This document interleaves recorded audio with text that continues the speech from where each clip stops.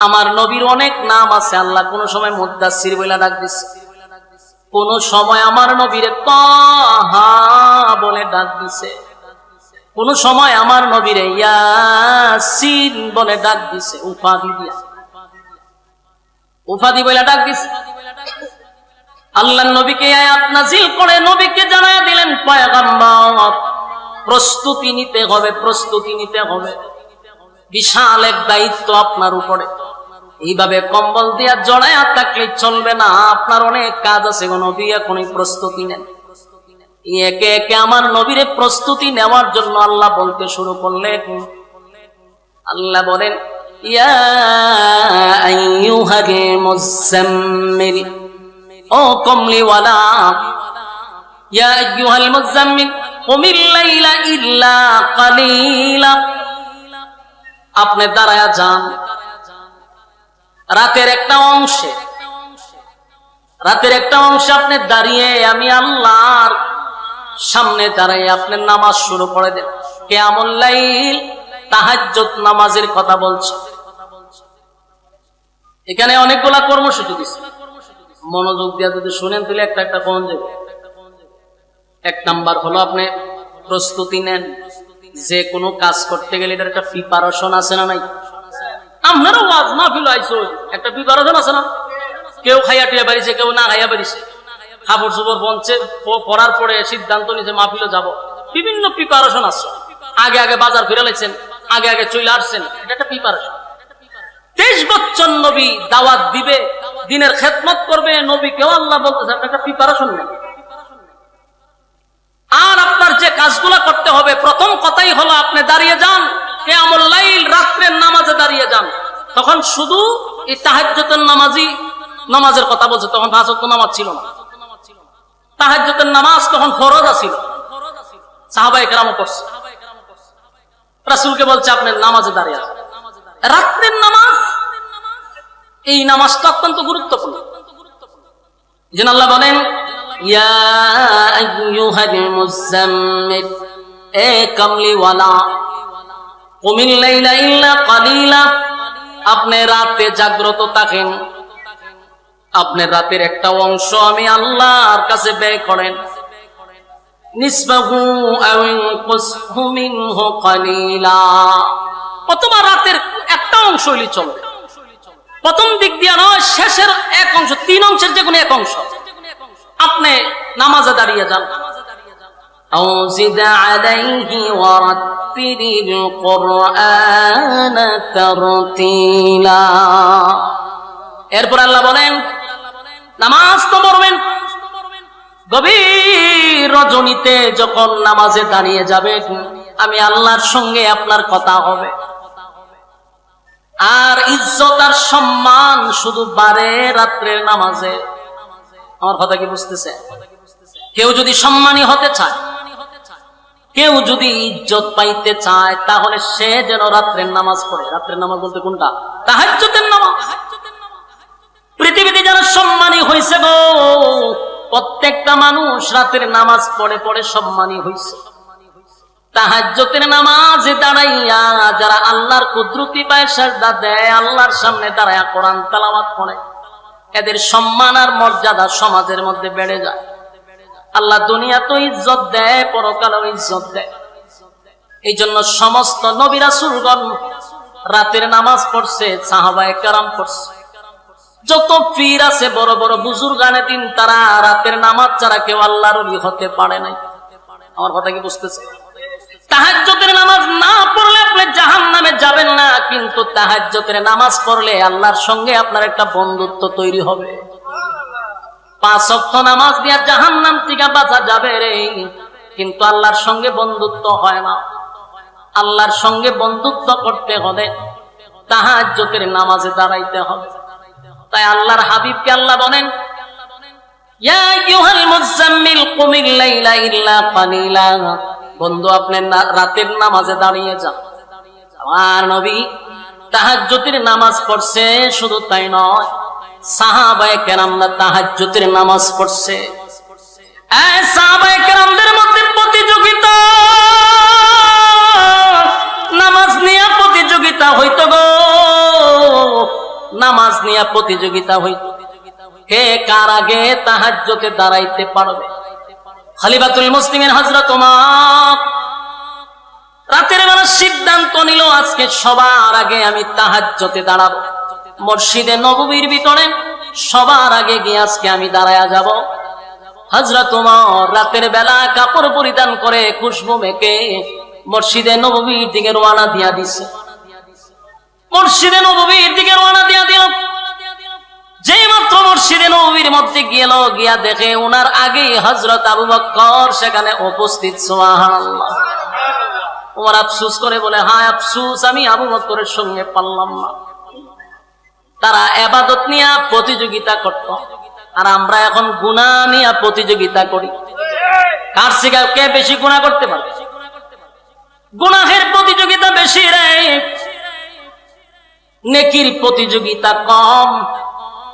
Example দিলেই বুঝতে পারবেন। এই যে প্যান্ডেলের ভিতরে অনেক মানুষ বসা, এর থেকে বেশি গিয়া দেখেন দোকান ফাটে আছে, কথা হয় না? রাস্তাঘাটে এর থেকে বেশি মানুষ ঘুরাইতেছে, আর কিছু সংখ্যক মানুষ আপনারা এখানে বসে আছেন, তার মানে আপনারা নেকির প্রতিযোগিতায় আছেন। আলহামদুলিল্লাহ বলেন। আল্লাহ এদের থেকে আপনাকে কত মহব্বত আর কত ভালোবেসে এখানে প্রচন্ড গরমের মধ্যে আপনি আমারে বসায় রাখছে। আবার আপনার সাথে লোকটারে রাস্তাঘাটে ঘুরাইতেছে, কাউরে দোকানে পাঠাইয়া ঘুরাইতেছে, কেউ রাস্তাঘাটে গল্প করতেছে। বুঝতে হবে তাদের থেকে আপনাকে আল্লাহ বেশি ভালোবাসে। কোন মানুষকে যদি মালিক পছন্দ করে গো, ওই মানুষটাকে আল্লাহ বেশিরভাগ দিনের কাজ করার সুযোগ করে দেয়। ওই মানুষটাকে আল্লাহ তাহাজ্জুদে দাঁড় করায়া দেয়, 5 ওয়াক্ত মসজিদে যাওয়ার সুযোগ করে দেয়, নেকির কাজে জড়িত রাখে। বুঝতে হবে আপনার মালিক আপনারে ভালোবাসে। এই সময় শুকরিয়া আদায় করবেন। মসজিদে যদি 5 ওয়াক্ত নামাজ পড়তে পারেন, নিজে নিজে শুকরিয়া আদায় করবেন যে আমার মালিক আমারে কত ভালোবাসে, এই জন্যই তো আমারে মসজিদে আনছে। আমার সাথে লোকটারে দোকানপাটে বাজারে বসায় রাখছে, আর আমারে মসজিদে রাখছে। খুশি না বেজা? আমার যুবক ভাইরা, সাহাবায়ে কেরামরা নেকির প্রতিযোগিতা করত, নেকির প্রতিযোগিতা করত। হযরত ওমর প্রতিযোগিতা করত আবু বকরের সঙ্গে, আবু বকরের সঙ্গে নেকির প্রতিযোগিতা করত, কিন্তু যত চেষ্টাই করত, কিন্তু আবু বকরের সাথে উনি পারতেন না আগে গিয়ে কোনো বুঝতে।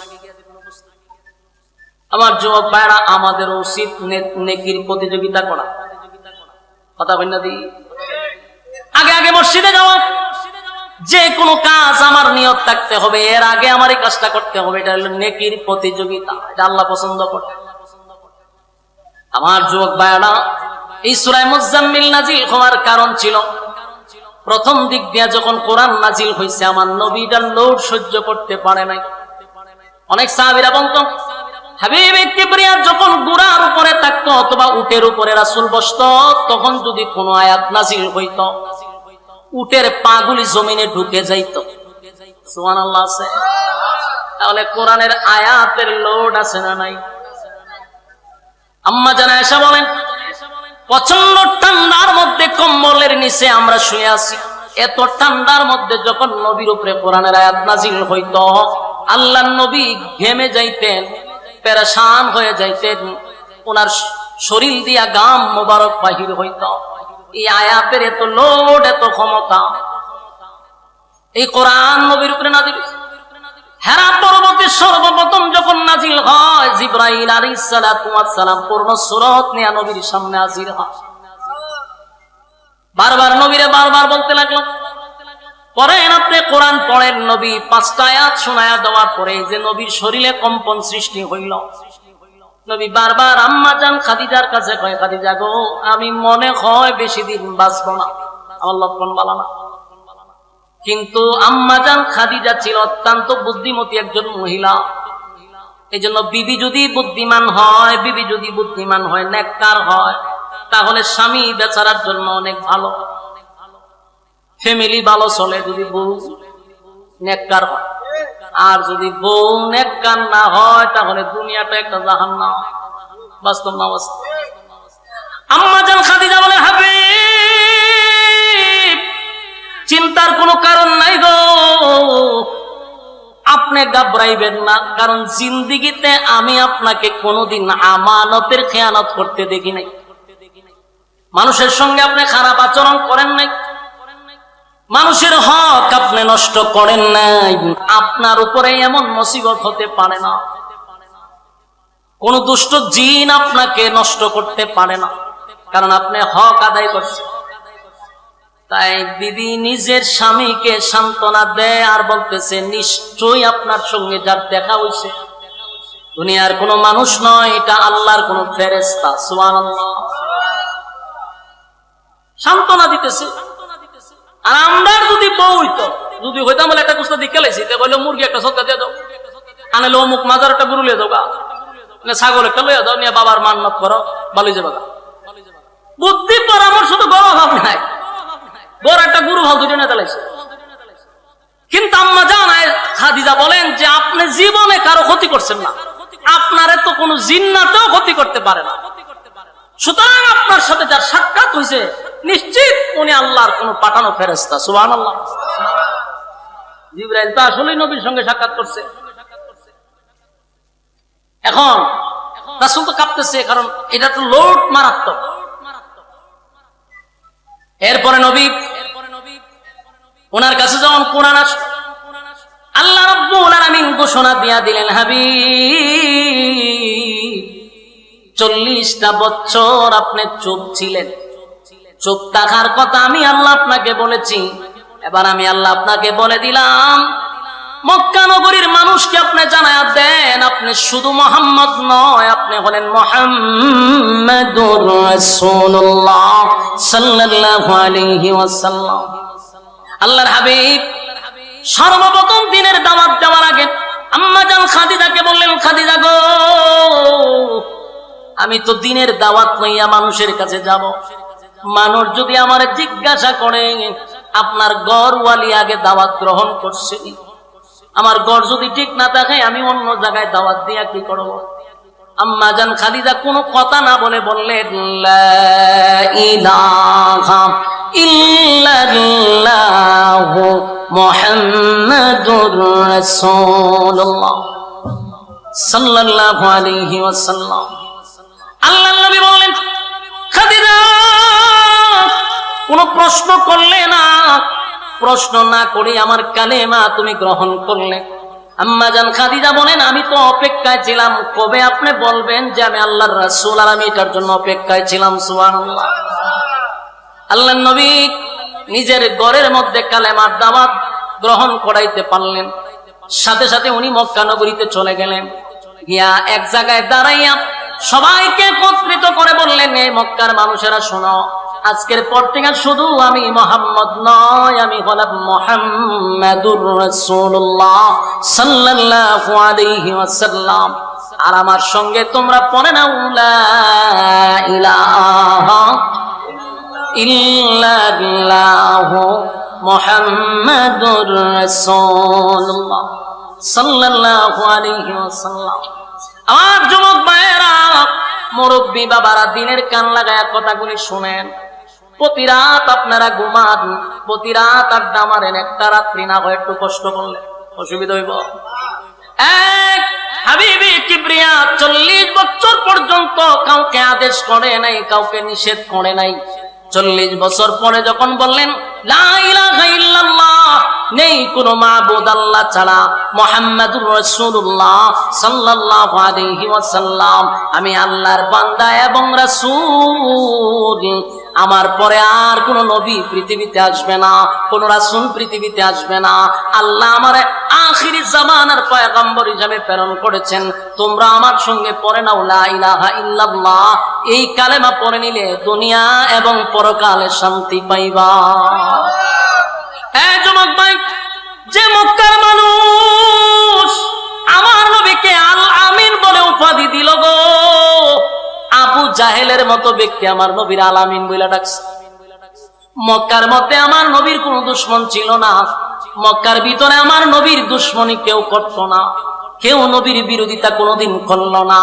যেই মাত্র বললেন লা ইলাহা ইল্লাল্লাহ, আল্লাহ ছাড়া কোনো মাবুদ নাই, আর আমি মুহাম্মাদুর রাসূলুল্লাহ, এই স্লোগান দেওয়ার সাথে সাথে মক্কার মানুষ আমার নবীরে মারার জন্য পাথর নিয়ে দাঁড়াইছে। আমার কথা কি বুঝতেছেন? তার কারণ হলো এতদিন নবী আদেশ করে নাই, নিষেধও করে নাই, নবীর কোনো শত্রু ছিল না। যেই মাত্র নবী আদেশ করতে লাগলেন, নিষেধ করতে লাগলেন, শত্রুর এখন অভাব নাই। সমাজের মধ্যে যদি আমি আপনি আদেশ করি, নিষেধ করি, আপনি আমার শত্রু আছে। আর আপনি আমি যদি আদেশও নাই, নিষেধও নাই, একজনে খারিয়া নাচতেছে, আপনি যখন আস্তাগফিরুল্লাহ এটা করেন ঠিক না, হয়ে আপনি তসবিলিয়া মসজিদে গেছেন না, তাহলে আপনার কোনো শত্রু নাই। কিন্তু সমাজের মধ্যে শিরিক হচ্ছে, বেদাত হচ্ছে, আপনি চোখে দেখার পরেও যদি কথা না বলেন, যদি আপনার শত্রু নাই, কিন্তু আল্লাহর কাঠ ধরে আপনাকে জবাব দিতে হবে। কথা কই না দি? এই জন্য রাসূল যতদিন আদেশ নিষেধ দেয় নাই, ততদিন শত্রু নাই। যেদিন থেকে বললেন আজকের থেকে সুদ খাওয়া যাবে না, ঘুষ খাওয়া যাবে না, মদ খাওয়া যাবে না, জানা ব্যভিচার করা যাবে না, দুর্নীতি করা যাবে না, টেন্ডারবাজি করা যাবে না, চাঁদাবাজি করা যাবে না, সেদিন থেকে নবীর বিরুদ্ধে সবাই দাঁড়িয়ে গেছে। এর আগে শত্রু নাই। শত্রু হইল কেন? যারা চাঁদাবাজি করতো, এখন চাঁদাবাজির বিরুদ্ধে কথা বলে আমি মৌলবীরে বালা ভাবে চাঁদাবাজে, হ্যাঁ কথা কই না? দুর্নীতিবাজের বিরুদ্ধে কথা বললে আমি মৌলবীরে বালা ভাইব। মসজিদে যদি সুদকুরের ওয়াজ করি, সুদকুর যারা আছে এরাকে আমি হুজুরের বালা ভাইব। তাহলে আপনি যদি চিন্তা করেন যে আমার অনেক মুসল্লি আছে মাশাআল্লাহ সুদ খায়, আমি যদি সুদের বয়ান করি, তাহলে তো দেখা গেল আমার এরা করে খাওয়ান বন্ধ হয়ে যাবে। এই নিয়তে ইমামতি করলে আপনার পিছনে নামাজও হবে না। আর শত্রু না থাকতে পারে, কিন্তু আল্লাহর কাঠ ধরে আপনাকে জবাব দিতে হবে। সাদারে সাদা হইতেইব, কালারে কালা হইতেইব। আমার কথায় মনে আপনার একমত না? আওয়াজে বোঝা যায় লক্ষণ খুব খারাপ। আল্লাহ রাসূল 40 বছর চললেন, সবাই কইছে মক্কা নগরী কেন, গোটা পৃথিবীতে এমন সন্তান আর নাই, এমন ভালো মানুষ কেউ নাই। কিন্তু কালেমার দাওয়াত দেওয়ার পরই কয় মুহাম্মদকে মারার জন্য ভাতুল্লিয়া দাঁড়িয়ে গেছে। আহন চাচা ভাতুল্লিয়া দাঁড়াইছে কেন? ওই যে নিষেধ দিছে। আবু জাহেল আলামিন বলে শিক্ষার দিতে না, আবু জাহেল কয় যে মুহাম্মদকে দুনিয়ার থেকে সরাইতে হবে, নাউজুবিল্লাহ। কিন্তু সবাই জানতো উনি সত্য নবী। ওই যে রাসূল দাবি করার পরে এরা যখন জিজ্ঞাসা করছে কেমনে নবী হইছে, রাসূল কয় আমার 40 বছর অ্যানালাইজ করো। অ্যানালাইজ করে দেখে যে উনি নবী হওয়ার যোগ্য। সুবহানাল্লাহ।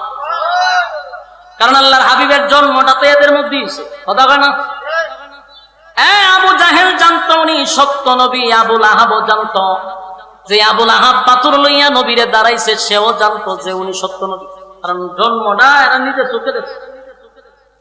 আবু লাহাব নিজের বান্দি আজাদ করেছে নবীর আগমনের খুশিতে।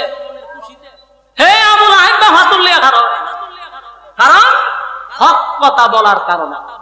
হক কথাটা কিন্তু তিতা, এটা কিন্তু মিষ্টি না, এটা অনেক তিতা। এটা ভালো লাগতেও পারে, নাও লাগতে পারে, কিন্তু আপনাকে হক কথা বলতেই হবে, এটা যত খারাপ লাগে। আমার যুবক ভাইরা, আল্লাহর হাবিব দুনিয়াতে আসার কারণে সবাই যখন খুশি ছিল, আবু লাহাবও খুশি ছিল, আবু জাহিলও খুশি ছিল। এখনো নবীর আগমনে সবাই খুশি হয়, কিন্তু নবীর সিরাত অনুযায়ী চলতে মানে না, চলতে পারে না। যদি হয় নামাজ পড়, রোজা রাখ, পর্দা কর, নিজের বউরে পর্দা রাখ, নিজের বাচ্চারে পর্দা রাখ, এটা সহ্য করতে পারবে, কথা বুঝতেছে? কিন্তু নবীর জন্মের দিন মিছিলও করতে পারে, বিরিয়ানিও খাইতে পারে, কিন্তু নবীর হুকুম, নবীর তরিকা অনুযায়ী জীবন যাপন করতে তার ভালো লাগে না। আমি একটা বললাম, তুই যে মিছিল দিতা যাস, তোর তুই মুখ দাঁড়িয়েও নাই, নমাজও নাই, তুই মুইতে বানিয়ে লস না, না থাকলে দিছে নবীর প্রেম আছে, নবীর প্রেম দিয়ে কি জান্নাতে যেতে পারবে? হ্যাঁ কথা কই না? আবু তালেবের ভালোবাসা এক পাল্লা ভাই আপনি রাখেন, আর তাম পৃথিবীর সমস্ত মুমিনের ভালোবাসা এক পাল্লা ভাই রাখেন। শুধু ভালোবাসাটা মাপেন, খুদার কাসাম আবু তালেবের একদিনের ভালোবাসার সমান হবে না। বলুন সেই আবু তালেব জান্নাতি না জাহান্নামী? কেন? ভালোবাসার কোনো কমতি ছিল? কোনো কমতি ছিল না। কিন্তু এই ভালোবাসা লইয়া গেছে তো জাহান্নামে গেছে, যদিও জাহান্নামের শাস্তি অনেক কম। কেন কম? নবীর প্রতি ভালোবাসা ছিল, নবীর এমন কোন অংশ নাই আবু তালেবের শরীরে লাগে নাই, এই জন্য আল্লাহ শরীরের মধ্যে আগুন লাগাইছে না। কিন্তু যেই জায়গা আগুন লাগাইছে ভাবের তলা, ওই মাথার মগজ পর্যন্ত এইভাবে উতরাইতেছে। কিন্তু ভালোবাসা আবু তালেবের কোনো কমতি ছিল না। তাহলে এখান থেকে আমরা বুঝতে পারলাম শুধু ভালোবাসা দিয়ে জান্নাতে যাওয়া যায় না, ভালোবাসার সাথে নবীর আতাত লাগে, নবীর অনুসরণ অনুকরণ, নবীর তরিকা অনুযায়ী জীবনযাপন করতে হয়। কথা বলেন না? বলুন, শুধু ভালোবাসা দিয়ে জান্নাতে যাওয়া সম্ভব না ভালোবাসার সাথে নবীর তরিকা লাগে? আমি কথাটা বললে একটা এক্সাম্পল দেই। আমি এক্সাম্পলটা দিলে সাধারণ মানুষ বুঝতে সুবিধা। যেমন মনে করেন আমার মতো একটা ছোট্ট বক্তারও বক্তা আছে না নাই? আছে, সারা বাংলাদেশে আছে, ইউরোপ আমেরিকার থেকেও আমার বক্তব্য আছে, ফোন দেয়। এই যে ভালোবাসা, অনেক মানুষ ফোন দিয়ে কান্নাকাটি করে, একদিন দেখা করুন হুজুর আপনার ওয়াজ শুনি, বিভিন্ন আবেগ আছে, ভালোবাসা এদের কমতি নাই। কিন্তু অনেক বক্তরে দেখলাম যে মুখদারিও নাই, মুসো নাই, সুন্নতি কোনো লেবাসও নাই, নমাজও পড়ে না, কিন্তু আমার জীবন লাগে। বলুন তো দেখি, আমার প্রতি তার ভালোবাসার কোনো কমতি আছে? কমতি নাই। কিন্তু কি নাই? আমার অনুসরণ অনুকরণ নাই। কথা হয় না? আমার যে অনুসরণ অনুকরণ তার মধ্যে থাকার কথা ছিল, এটা নাই, কিন্তু ভালোবাসা আছে। আল্লাহ নবীর প্রতি অনেক মানুষের ভালোবাসা আছে, যারা মিছিল করে এরা নবীর ভালোবাসা মিছিল যায়, নবীর জন্য জীবন দিতে এরাও প্রস্তুত। এরা যে ভালোবাসা নাই কথা বলতে পারবে না, এরা নবীর লেগে জীবন দেলাইতে প্রস্তুত। কিন্তু সমস্যাটা হইলো এদের মধ্যে নবীর তরিকা নাই, নবীর অনুসরণ নাই, নবীর অনুকরণ নাই। শুধু ভালোবাসলেই হবে না, আপনি নবীর তরিকাটা খালি গ্রহণ করেন, সবচেয়ে বড় আশিক রাসূল আপনি হবেন। নবীর তরিকাটা মানে, কারণ আমি নবীর তরিকা নাই, ভালোবাসার স্লোগান দিতেছে, ফায়দা হইব নি? আবু তালেব নবীর ভালোবাসা, একবারে মৃত্যুর আগ পর্যন্ত নবী কান্নাকাটি করছে যে আপনি একবার শুধু কালেমাটা পড়েন। করছে? আবু তালেবের ভালোবাসা যদি এক পাল্লা বেড়ে, তাম পৃথিবীর সমস্ত আশিকে রাসূলের ভালোবাসার এক পাল্লা বাই রাখেন, খোদার কসম আবু তালেবের ভালোবাসার সমান হবে না। কিন্তু এই ভালোবাসা লইয়া গেছে জাহান্নামে। আল্লাহর হাবিব বলেন, চাচা জীবনটা বড় আপনি আমারে ভালোবাসছেন, নিজে না খাইয়া নবীরে খাওয়াইল, ঘুমের সময় নবীরে জড়াইয়া দইরা ঘুমাইতো, এমনকি 3 বছর কারাবন্দী ছিল, রাসূলের সাথে জেল পর্যন্ত খাটছে। সেই আবু তালেব যেদিন মারা যায়, নবী কাছে বসে বলতে, আপনি শুধু মুখটা লড়াইলাম, খালি একবার বলেন যে আমি কালেমা গ্রহণ করছি। আবু তালেব চতুর্দিকে তাকায়া যে, হে আবু জাহিল্লা বসা, আবু লাহাইবা বসা, উদ্বা উতাইবা সব বসে রয়েছে। আল্লাহ রাসূল বুঝতে পারছে যে চাচায়ারা দিকে কালেমা পড়ে না, তাই খুব কাছে গেছে, গিয়া রাসূল চোখ দিয়া পানি ছাড়তেছে আর বলতেছে, চাচা আপনার, আমি বুঝতেছি আপনি এদের দিকে তাকাইয়া কালেমা পড়তেছেন, আপনি শুধু মুখটা আমার কানের মধ্যে লাগাই রাখেন, আপনি টুটটা লড়াইলেই হবে, আমি আল্লাহরে বলবো যে আমার চাচা পড়ছে, কিয়ামতের মাঠে আপনাকে না নিয়ে আমি জান্নাতে যাব না। কি সুযোগটা দিছে দেখছে? কিন্তু আবু তালেব বলেন, ভাতিজা তুমি আমারে নসিহত করা লাগবে না, তুমি যে আল্লাহর পয়গম্বর সেটা মক্কাবাসীর থেকে আমি বেশি জানি। সুবহানাল্লাহ। তুমি সত্য নবী যাও জানি, তোমার কোরআন সত্য, তোমার আল্লাহ সত্য, তুমি রাসূল সত্য, এটা আমি জানি, কিন্তু আমি কালেমা পড়ব না। নাউজুবিল্লাহ। আল্লাহর নবী বলেন, প্রাণের চাচা কলিজাটা দিয়ে আমারে ভালোবাসছেন গো, আপনি আমারে এত ভালোবাসছেন, আমি কেমনে সহ্য করব? আপনি জাহান্নামের আগুনে জ্বলবেন আর আমি নবীটা দেখবো, এটা কেমনে সম্ভব? আল্লাহর নবী যখন বারবার বলতেছেন না কালেমা পড়ে, আবু তালেব বলে, আমি যাই না শুই না জাহান্নামে যাব, তারপরও কালেমা পড়ব না। নাউজুবিল্লাহ। আল্লাহ রাব্বুল আলামিন তখন আয়াত নাজিল করে বলেন, বন্ধু আপনি কাঁদেন না, আপনি আর একটা কান্না কাটিও করবেন না, কারণ আপনার চাচা বলছে কালেমা পড়বেন, আপনি আরেকবার তারে রিকোয়েস্ট করবেন না, আমি আল্লাহ আপনার চাচাকে হেদায়েত দিব না, আমি তারে হেদায়েত দিব, আমি তারে হেদায়েত দিব না, এটা আমি আল্লাহর একক সিদ্ধান্ত। কারণ আপনাকে পাঠাইছি ওয়াজ করবার লাগিয়া, হেদায়েত দিবার লাগি পাঠাইছি না। বলেন নবীকে হেদায়েতের মালিক আল্লাহ, নবীরে পাঠাইছে ওয়াজ করার জন্য। আল্লাহ ওয়াজ করছেন, বস হেদায়েত আমি কারে দিব না, এটা আমি আল্লাহর একক সিদ্ধান্ত। কথা কি বুঝতেছেন? কালেমা পড়লো না, কিন্তু ভালোবাসার কোনো কমতি ছিল না। আমি আপনাদেরকে বলি, আমার যুবক ভাই, মুরব্বী বাবারা, আপনাদের ভিতরে ভালোবাসার কমতি নাই, শুধু সাথে নবীর তরিকাটা রাখেন, আবু বকরের সাথে আপনার হাসর হবে। নবীর তরিকা অনুযায়ী জীবন যাপন করেন, উমরের সাথে হাসর হয়ে যাবে, কারণ ভালোবাসা আপনাদের আছে। শুধু নবীর তরিকা অনেকের মধ্যে নাই, দাড়ি রাখে না, নামাজ পড়ে না, প্রস্রাব করে পানি লয় না, নিজের বিবিরও পর্দায় রাখে না। বলুন এইভাবে কি জান্নাত পাওয়া সম্ভব? খালি স্লোগান দিলেই কথা হয় না।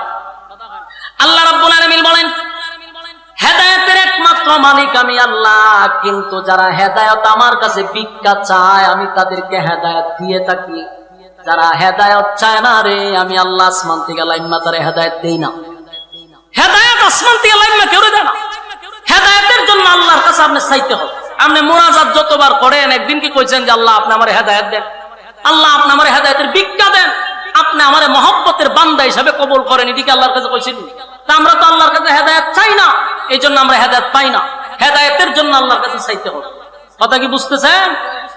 আবু তালেব সব জানতো, কিন্তু হেদায়েতের জন্য আল্লাহর কাছে একবারও দরখাস্ত করে নাই। এই জন্য আল্লাহ ভাই আমি তার হেদায়েত দিব না। নবীর চাচা আবু তালেবরে হেদায়েত দিল না, ওয়াহশিরে আল্লাহ হেদায়েত দিয়ে দিছে। কথা কি বুঝতেছেন? আমির হামজারে যিনি মারছেন সেই ওয়াহশি কত সাহাবীদের মধ্যে সবচেয়ে একেবারে নিচু দরজা রইল ওয়াহশি, আল্লাহ ওয়াহশিরে হেদায়েত দিয়ে দিছে। কিন্তু আবু তালেব নবীরে ছাড়াইয়া হক খাবার খায় নাই। 50 বছর পর্যন্ত নবীরে লালন পালন করছে, নিজের সন্তানের চেয়ে বেশি রাসূলকে মহব্বত করছে, কিন্তু আবু তালেব হেদায়েত পাইল না। আর ওয়াহশি নবীর কলিজায় আঘাত দিছে চাচারে হত্যা কইরা, কিন্তু ওয়াহশির আল্লাহ হেদায়েত দিয়ে দিছে। কারণ ওয়াহশি আল্লাহর কাছে হেদায়েত চাইছে যে আল্লাহ আমি যা করছি ভুল করে লইছি, আমার হেদায়েত দিয়ে দেন। আল্লাহ হেদায়েত দিয়ে দিছে। তো ওয়াহশির মতো একজন লোককে যদি আল্লাহ হেদায়েত দিয়া জান্নাতে দিয়া দেয়, আপনি আমি তো এরকম অপরাধ করছি না। আমরা যদি আল্লাহর কাছে হেদায়েত চাই আল্লাহ দিবনি? কথা হয় না। কিন্তু মুখে শুধু ভালোবাসার স্লোগান থাকলেই হবে না, নবীর আতাত করতে হবে। আমার যুবক মায়েরা, আবু তালেব ভালোবেসেও জাহান্নামে গেল, শুধু একটাই তার মধ্যে ছিল, এটা হলো অনুসরণ অনুকরণ। আমার নবীর অনুসরণ অনুকরণ তার মধ্যে ছিল না। এখনকার ইয়ং জেনারেশন সহ মুরব্বীদের মধ্যেও ভালোবাসার কোনো কমতি নাই, কিন্তু নবীর এতাত নাই, নবীর ভালোবাসা মহব্বত, নবীর অনুসরণ, নবীর অনুকরণ আমাদের মধ্যে নাই। এই জিনিসটা যদি আমাদের মধ্যে থাকে, কসম খোদা আল্লাহ বলেন আমি আমার বান্দারে হেদায়েত দিয়া দিব। এই যুবক ভাইয়েরা, মালিক জান্নাত বানাইছে মুমিনদেরকে জাহান্নামে দেওয়ার জন্য না, জান্নাত দেওয়ার জন্য আল্লাহ জান্নাত বানাইছে। কিন্তু জান্নাত আল্লাহর কাছ থেকে ছায়া আনতে হবে, আল্লাহর কাছ থেকে চাইতে হবে। আর চাইতে হবে বেশিরভাগ কিয়ামুল লাইল বলতে তাহাজ্জুদের সময়। আল্লাহর সাথে যদি আপনি আমার সম্পর্ক তৈরি করতে হয়, সেটা হলো গভীর রাত। বলুন সেটা কোন রাত? গভীর রাত। 5 ওয়াক্ত নামাজের মাধ্যমে জাহান্নাম থেকে বাঁচতে পারবেন, কিন্তু তাহাজ্জুদের মাধ্যমে আপনি আল্লাহর ওলি হইতে পারবেন। আমার কথা কি বুঝতেছেন? আপনি 5 ওয়াক্ত নামাজ দিয়ে ওলি হইতে পারবেন না। জান্নাত পাইবেন, জাহান্নাম থেকে বাঁচতে পারবেন, কিন্তু ওলি হইতে গেলে তাহাজ্জুদ করতে হবে। যেই ফিরে তাহাজ্জুদ করে না, এই ফিরে আল্লাহর ওলি হতে পারে না। এটা একবার স্পষ্ট। যদি কোনো ফিরে হয় নামাজ লাগে না, নাম্বার সারা বন্ধ, এর মধ্যে ঈমান নাই, আর 10টারে জাহান্নামে নিয়ে যাবে। আর তখনই ওলি হতে পারবে 5 ওয়াক্ত নামাজের পরে যদি সে গভীর রাত্রে আল্লাহর সাথে সম্পর্ক করে। ওলি হইতে গেলে একমাত্র তাহাজ্জুদ ছাড়া কোনো ব্যক্তি আল্লাহর ওলি হতে পারবে না। 5 ওয়াক্ত নামাজ দিয়া আপনি বাঁচতে পারবেন, কিন্তু সম্পর্ক তো ভিন্ন জিনিস। এখন আমি একটা এক্সাম্পল দিই। চাকরি আপনাকে আমি দিলাম, ডিউটি হলো 12 ঘন্টা, এই 12 ঘন্টা হলে আপনার দায়িত্ব, আপনি এটার বিনিময়ে টাকা পাইতেছেন। কথা বুঝতেছেন? এখন যদি আপনি ওভার টাইম করেন, যারা টাকা নেন না, তাহলে মালিকের সাথে আমি সম্পর্ক পারবো না, সম্ভব? কথা হয় না। 12 ঘন্টা ডিউটি করতেছে সে স্বার্থের জন্য। বলুন 12 ঘন্টা ডিউটি করে কিসের জন্য? স্বার্থের জন্য। 5 ওয়াক্ত নামাজ আমরা পড়ি আমাদের স্বার্থের জন্য। বলবেন স্বার্থ কেমনে? আমরা জাহান্নাম থেকে বাঁচবার লেগে 5 ওয়াক্ত নামাজ পড়ি, এটা আমাদের স্বার্থ, আমরা জান্নাত চাই। কথা কি বুঝে না মনে? 5 ওয়াক্ত নামাজ পড়ি কিসের স্বার্থে? জান্নাতের স্বার্থে। এটা স্বার্থের জন্য নামাজ পড়ি। আর অবস্থান তাহাজ্জুদের নামাজ জান্নাত পাওয়ার জন্য নয়, আল্লাহর সাথে বন্ধুত্ব করার জন্য। এই জন্যই যারা তাহাজ্জুদ করে এরা আল্লাহর ওলি হয়। আর 5 ওয়াক্ত নামাজের মাধ্যমে দায়িত্ব ভালো নয়। কোনটা করবে?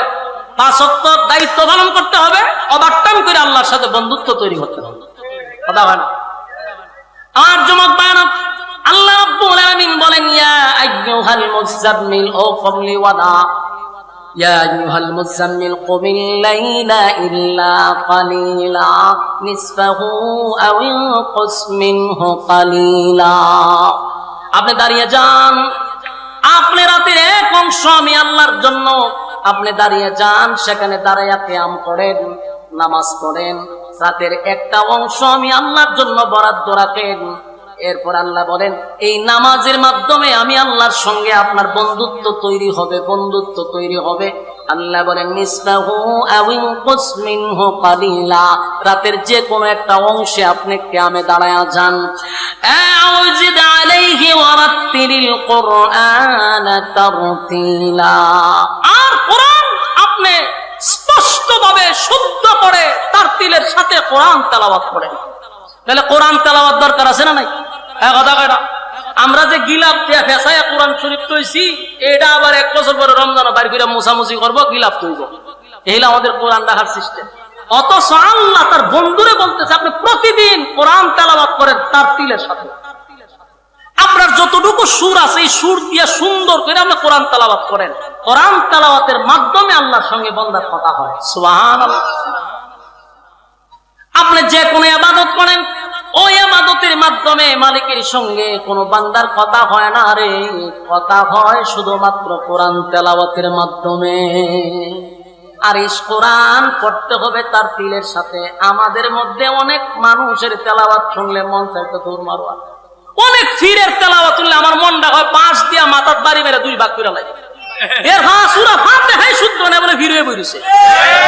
আমাদের মক্তবের ছাত্র যদি এর প্রশ্ন করে যে তুই যে সূরা ফাতিহা বললি তোর প্রথম আয়াতই তোর হয় নাই, এক বেচারা পড়তা যে আলহামদুলিল্লাহি রাব্বিল আলামিন কাম শেষ দিছে, প্রথম শব্দ তুই মেরে দিছে আলহামদুলিল্লাহ বলে, সব প্রশংসা বাদ দিয়া হে আল্লাহর কন্ডু তৈরি করে দিছে।